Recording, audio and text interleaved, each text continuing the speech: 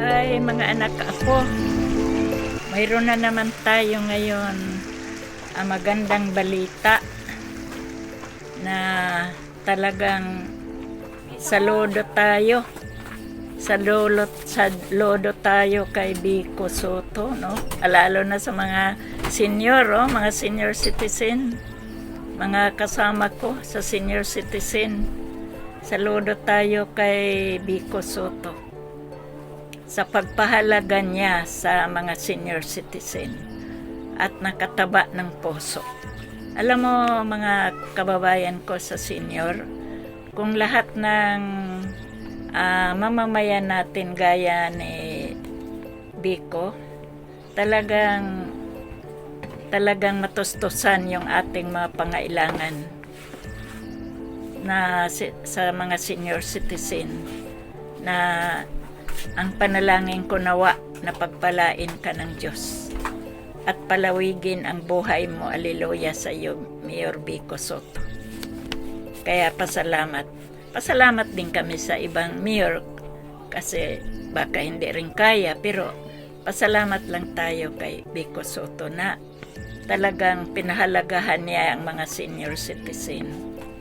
Dahil nga yung mga senior citizen, kumbaga yung mga buhay namin kunti na lang, di ba? Aleluya sa iyo, Vico Sotto. Kaya ang buhay senior citizen namin, wala kaming inaasahan, kundi yung kakarampot na pensyon ng isang buwan pensyon namin kasama ang iniwan namin sa aming mga asawa, mahigit 10,000 lang kung tutuusin. Kulang sa kuryente, tubig lang o pagkain, pero wala pa kaming magagawa kasi sa amin panahon talaga maliit lang ang aming mga sahod at ang bayad namin sa SSS at least maliit lang din. At least meron kaming inaasahan kaysa wala. Kaya pasalamat na lang kami, bighani lang kami sa pinakita ni Sotto. Na talagang taos-puso nagpasalamat sa kanya ang mga senior. Kahit hindi naman kami kasama doon, pero talagang nakita namin yung puso ni Vico Sotto. Kaya dito, makita natin na kung totoosin naman, hindi naman talaga namin asahan na kami makakuha kami ng lahat ng mga ayuda sa kasi nakadepende kasi ito sa mga lugar kung saan yung mayroon mga tulong o wala. Pero hindi, nasiyahan lang ako sa nakita ko kay Vico Sotto na kung sakali tulong ng gobyerno mayroon, why not, no? Kung mayroon. Pero salamat kami sa Panginoon na kahit maliit ang aming kita, nakasurvive kami. Yung mga sinabi, live by faith. Ito talaga yung paniwala ko. Live by faith. Na tayo mga senior citizen, amen, sa inyong lahat. Kung may awa ang ating gobyerno, praise the Lord. Pasalamat talaga kami sa Panginoon bilang mga survivor. Kahit maliit, kontento kami na pag-asa sa Panginoon. Praise the Lord. Hallelujah. Kaya mga kapatid o mga kababayan ko sa senior, nasabi ko lang ito kasi nakita ko na in-interview si Vico na talagang pinahalagahan niya ang mga senior citizen. So, magpasalamat din tayo sa Panginoon kasi si Vico Sotto talagang ginabayan din siya ng Panginoon kasi may nagkaroon siya ng puso na talagang inaalaala niya yung mga senior. Kahit siguro wala pa namang senior yung mga magulang niya, sila mga mayaman naman sila, pero taos-puso pa rin siya nagbigay sa mga senior citizen dahil nakita niya kung gaano kahirap talaga ang mga senior. Lalo na ngayon, tumaas ang mga bilihin, di ba? Mga anak apo, tumaas ang mga bilihin, lahat halos na. Hindi na tayo makabili kahit mga isda, mga gulay, ang taas. So, wala man tayo magagawa. Kaya kailangan tayo dumidepende sa Panginoon. O mga senior, mga kababayan ko, magtiwala lang tayo sa Panginoon, manalangin lang tayo. Kaya yung sinabi Levi Pit, talagang ito yung pag-asa natin sa ating Panginoon. Kasi kung sa tao talaga, wala tayong maasahan. Pero sa Panginoon mayroon tayong pag-asa sa ating Panginoon, at tayo ay tapat lang din sa Kanya na magtiwala sa lahat ng mga gabay niya o lahat ng mga gawain niya. Kailangan din tayo makiisa at tumutulong sa Kanya upang mahabagan tayo at kaawaan din sa ating Panginoon, na kahit mga senior na tayo, nakatulong tayo sa Kanya, sa Kanyang gawain dito sa lupa. Kaya praise the Lord, mga survivor na mga kababayan, o hindi survivor, yung may mga asawa pa, salamat sa inyong lahat. Kung kayo ay nakikinig ngayon, papurihan natin si Biko Soto. Hallelujah, praise the Lord, amen. Mayroon tayong mga balita na naman ngayon, na mahalagang balita, na mayroon tayong mahalagang balita na isang babae na ikakasal, na ang pangalan niya ay Sira, na bumili lang ng sapatos na ipartner sa kanyang damit sa pangkasal, na nagpaalam lang saglit na hindi na nakabalik.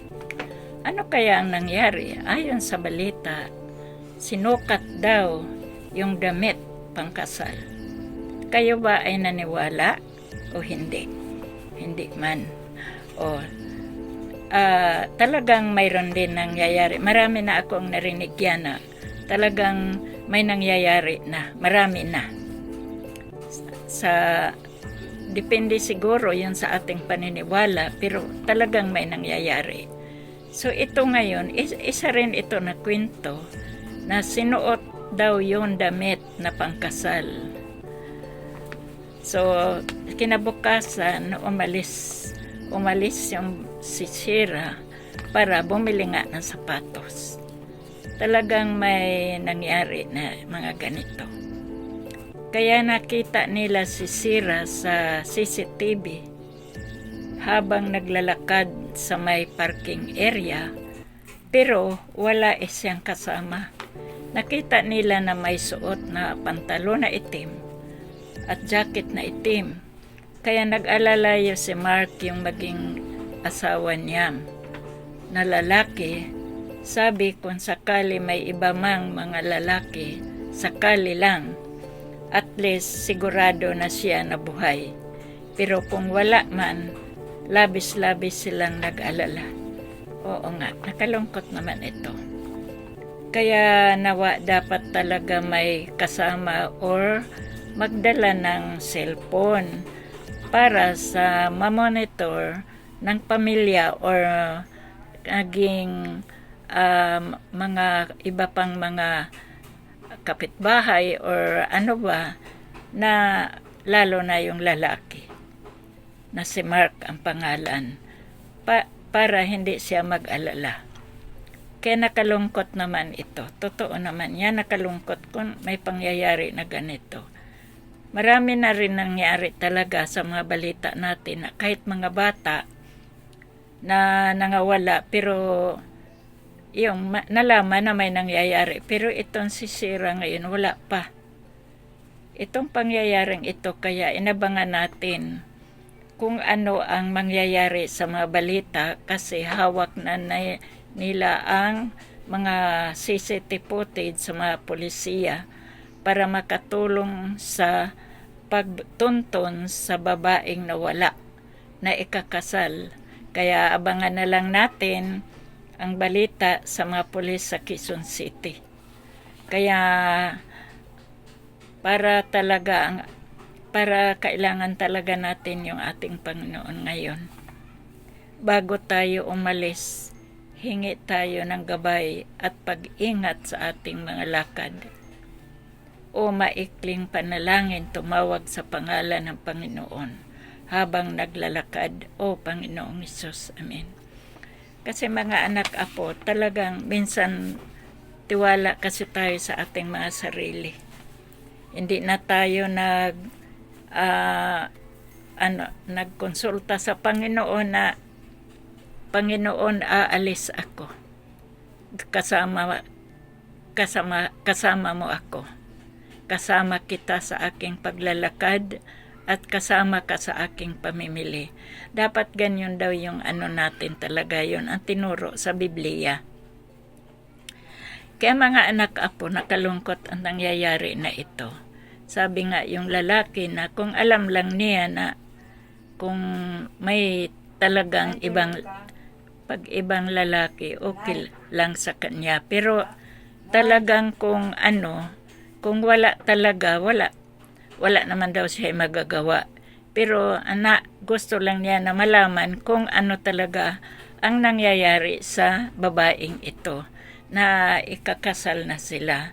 Nangyari pa ito nung nung December 10 o na ngayon. Kaya ngayon lang sila nagkagulo kasi hindi na talaga umuwi. Kaya pati yung lalaki talagang nag-alala na siya. Mga kamag-anak, yung nanay umiiyak na talaga siya. Dahil hindi nga daw niya inaasahan na mangyayari yun. Yun pa naman daw ang breadwinner nila na inasahan sa kanilang pamilya. Kaya nakalungkot naman. Talagang yung nanay iyak na talaga siya. Kaya kawawa talaga yung nanay. Ang pamilya rin kawawa. Kaya hindi rin natin alam kung ano naman nangyari sa kanya. O sinadya ba niya yun na tumakas siya o hindi natin alam. Kaya kailangan na lang natin abangan kung ano ang pangyayari na ito sa mga panahon na ito, dahil may mga pulis naman na nag-verify sa kanila o araw-araw na tumutulong sa kanila sa paghahanap kay Sira. Kaya salamat sa ating mga balita ngayon, mga anak apo, na paalala ko lang sa inyo na kailangan talaga may mga cellphone o kasama kahit bata lang, or tayo manalangin talaga na, Lord, habang ako naglalakad kasama mo ako, habang sumasakay ako sa jeep or anuman ang sakyan ko, tricycle, kasama kita, Lord. Kaya ito yung ating hingiin sa Panginoon na gabay upang magabayan tayo ng Panginoon na mailigtas tayo sa araw-araw natin na pamumuhay. Mga tagapakinig ko sa aking channel TV, mayroon tayo naman mahalagang paalaala sa ating mga kapulisan, lalo na sa mga puno na mga pasahero. Sabi niya, sa bus, kahit saan ang biyahe. Kaya sabi ng mga pulis, maraming mga pangliling lang. Sabi niya, hulog barya, hila buhok, at lagay ketchup. Sabi ng pulis. Pag mayroon daw mga pakulo, ingat agad kayo. Huwag panik. Ligpit agad cellphone, ilagay agad sa bag, sirado, at wallet. Huwag daw mataranta para hindi kayo magbiktima. Lalo na sa mga darating na ang Pasko, marami talaga tao. Kahit sa jeep, lalo na yung papuntang Divisoria, Tubaclaran, ingat daw kayo, sabi ng mga pulis. Palaala talaga yung mga pulis kanina, babala nila.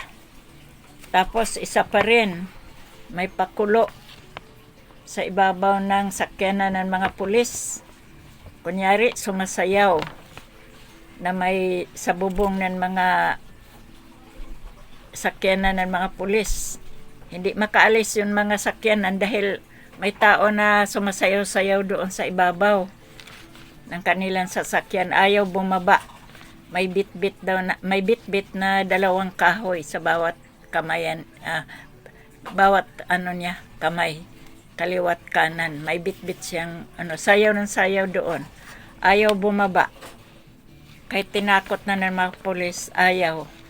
Kunyari daw ito, nagpakunwari na baliw-baliwan para hindi mahuli. Ano kayang kasalanan yan? Wala pang sinabi. Kasi nasa itaas pa siya. Tagal na hindi. Talagang gusto na ng mga pulis pababain. Ayaw talaga mababa. Kaya kaya ang kasalanan yung tao na yun? Kahit marami ng tao nanonood, ayaw pa rin bumaba.